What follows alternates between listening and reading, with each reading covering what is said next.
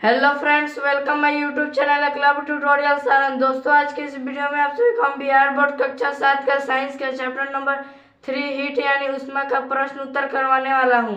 दोस्तों, आप सभी का आशा करता हूं ये वीडियो से पसंद आएगी। अगर वीडियो पसंद आई तो वीडियो को लाइक कर लीजिएगा और चैनल को सब्सक्राइब कर लीजिएगा। तो चलिए हम लोग वीडियो को स्टार्ट करते हैं।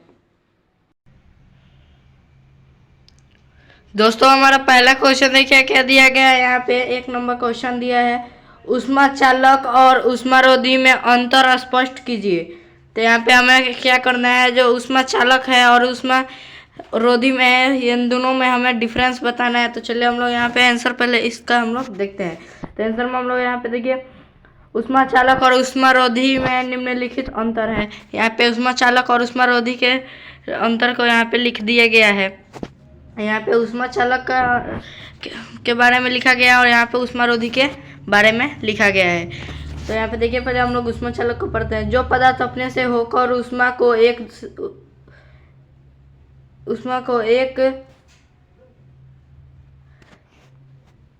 सिरे से दूसरे सिरे तक जाने देता है, वह उष्मा का चालक कहलाता है, जैसे लोहा, एल्यूमिनियम।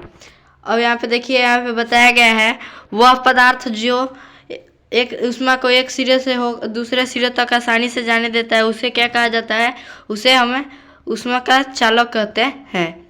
उसके बाद देखिए, यहाँ पे हम लोग उसके बाद हम लोग देखते हैं उष्मारोधी।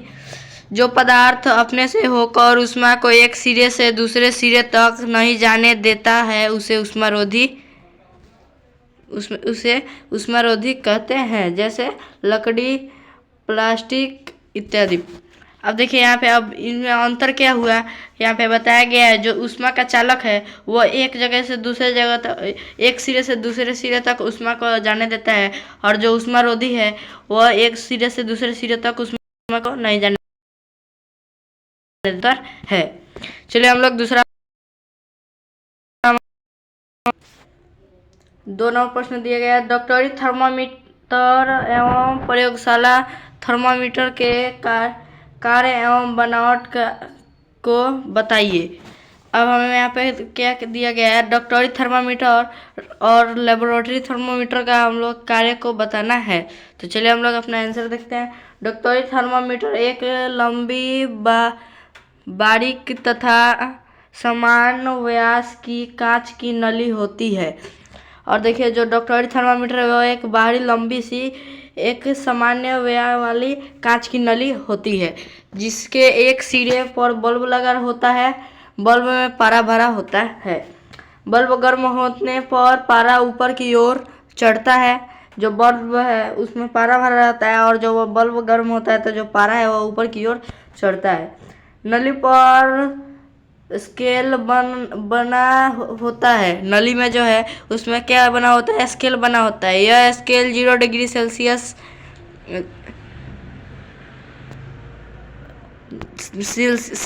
या फ़ारेनहाइट इकाइयों में होता है।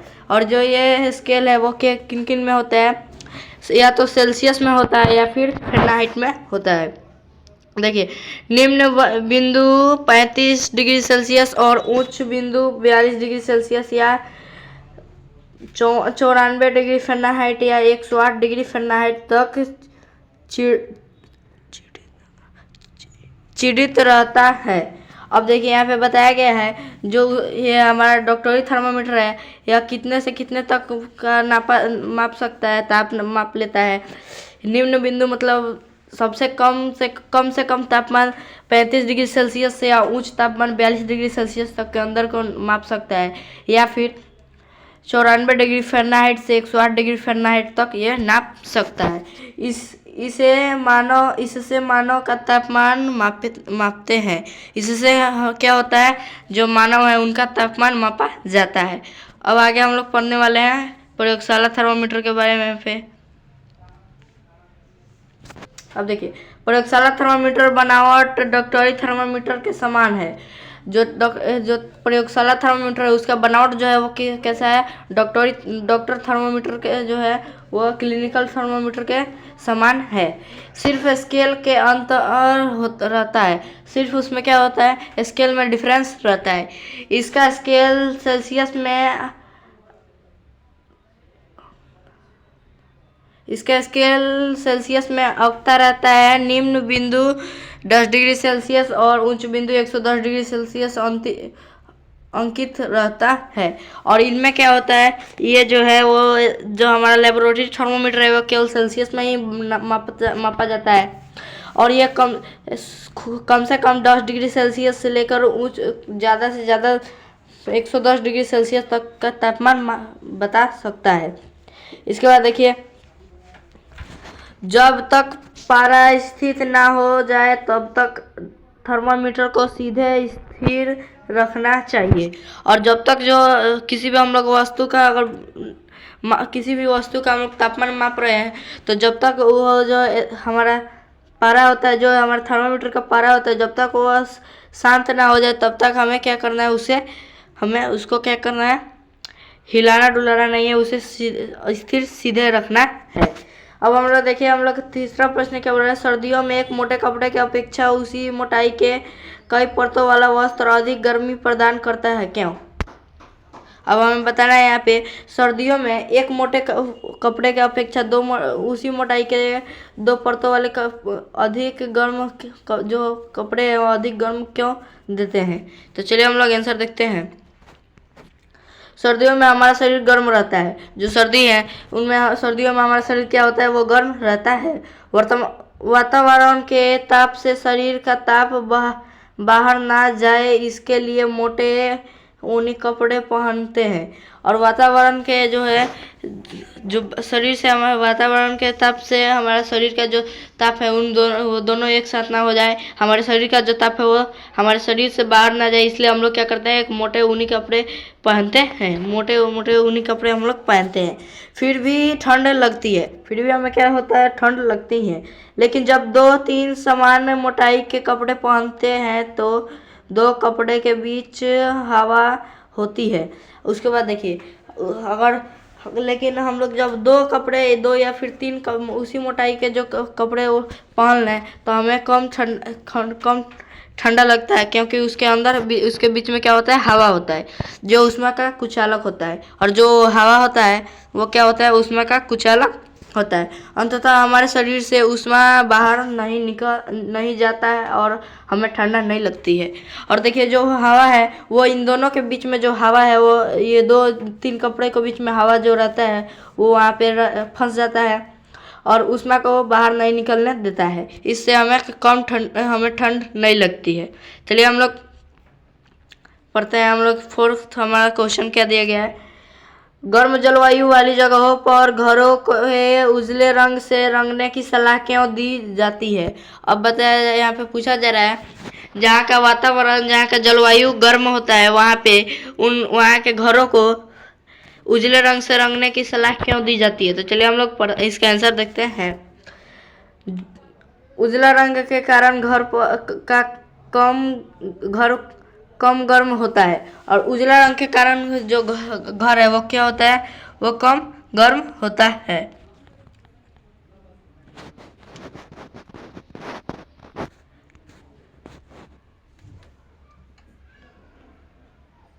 वो कि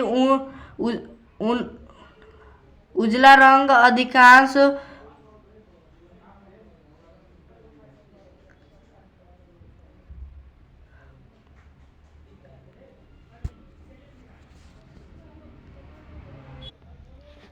यहाँ पे देखिए, उजला, यहाँ पे उजला गलत लिखा गया है, आप लोग यहाँ पे सही कर लीजिएगा, ये उजला गलत लिखा गया है।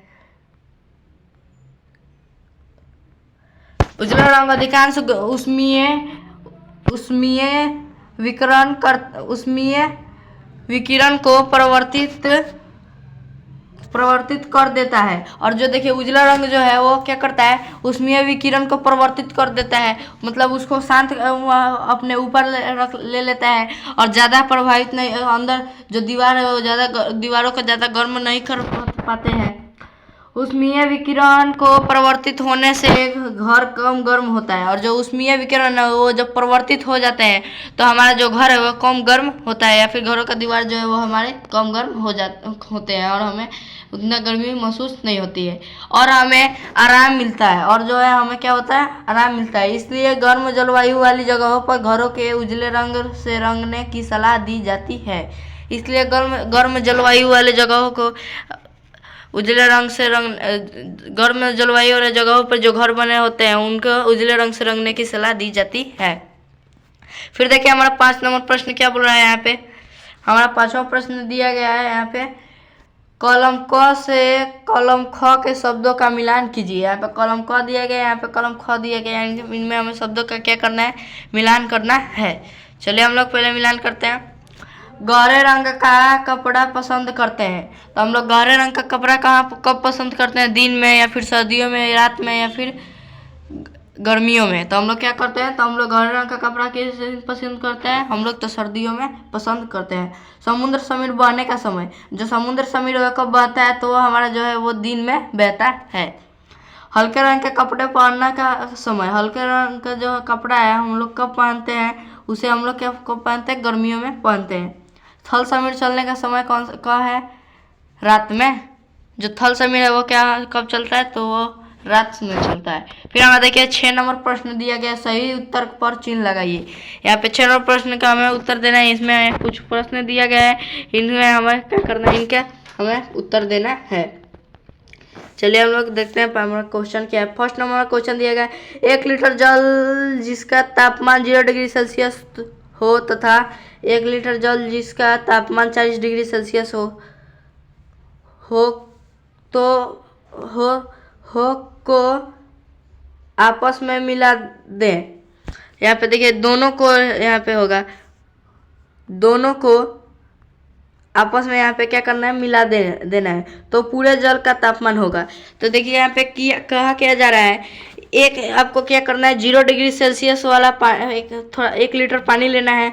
उसके बाद 40 डिग्री सेल्सियस वाला हमें क्या करना है, पानी लेना है, मतलब थोड़ा गर्म करके उसका तापमान माप कर हमें लेना है।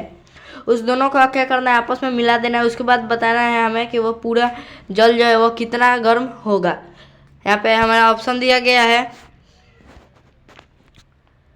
कौन नंबर ऑप्शन दिया गया, 10 डिग्री सेल्सियस से कम, 40 डिग्री सेल्सियस से अधिक, 10 डिग्री सेल्सियस से 40 डिग्री सेल्सियस के बीच, इनमें से कोई नहीं। तो हमारा आंसर क्या हो जाएगा, 10 डिग्री से 40 डिग्री सेल्सियस के बीच। फिर देखिए हमारा 2 नंबर प्रश्न क्या बोल रहा है, बर्फ में लकड़ी का चम्मच डाला जाए तो क्या होगा।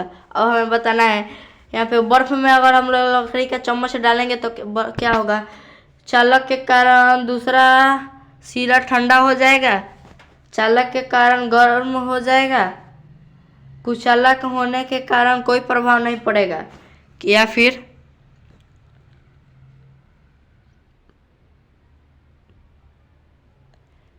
यहाँ पे दिया गया है सुचालक होने के कारण ठंडा हो जाएगा।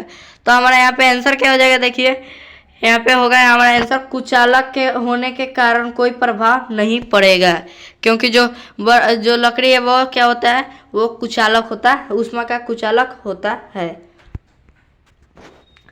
20 डिग्री सेल्सियस ताप पर गर्म जल में 20 डिग्री सेल्सियस ताप पर गर्म पानी लोहे की छड़ को डालने से क्या हो गया। अब हमें बताना है 20 डिग्री सेल्सियस वाले गर्म जल को 20 डिग्री जल में 20 डिग्री सेल्सियस वाले गर्म लोहे को डालने से क्या होगा, छड़ का तापमान बढ़ जाएगा, पानी का तापमान बढ़ जाएगा, दोनों का ताप बढ़ जाएगा, या फिर कोई प्रभाव नहीं पड़ेगा।